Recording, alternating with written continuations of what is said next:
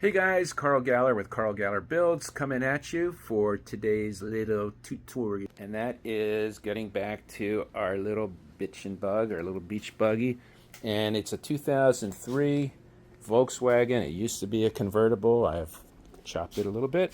That's another whole video on YouTube, Carl Galler Builds. Anyway, parked it in the garage the other day, and luckily it crapped out when it came into the garage, but my selector was going back and forth, my gear selector, and there wasn't a whole lot on YouTube or Google or whatever to show how to real simple fix. So I'm going to try to fix it today. I was able to locate, excuse my one-hand operation here, I was able to locate where the cable comes in. Yeah, I wonder if I can get some light on this subject. Is that light? Yeah, there's light. All right, so right there, where the tip of my fingernail is a little black cap. And that little sucker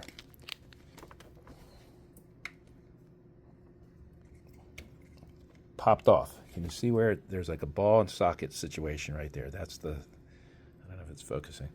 And then there's this little cap.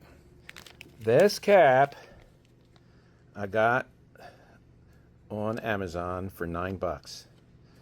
And let me see how quickly I was able to pop this thing off the other day with one hand. Oh, there it goes.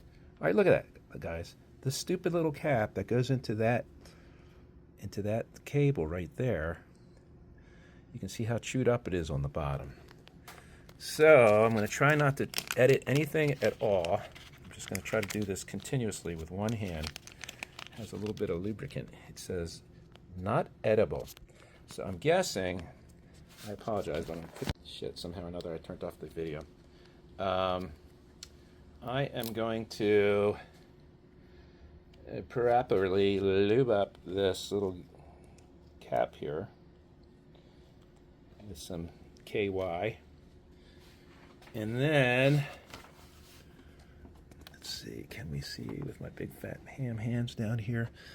I'm going to shove it into, come on baby, let's see if it goes in easy. Oh, I don't want to drop it. I'll go down to me. Alright, so it looks like I had to do some editing anyway, but there's the end of the shift cable. This is that sockety thing that boot goes into, that this boot goes into, and that old boot came out of. And I'm sure there's a fancy name for this doohickey. Let me see.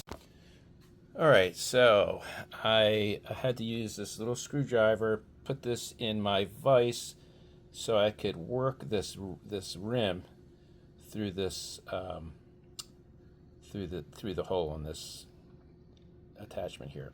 So now I am going to put this guy back onto that arm, and it looks like it's adjustable, so hopefully I can line it up exactly where it was.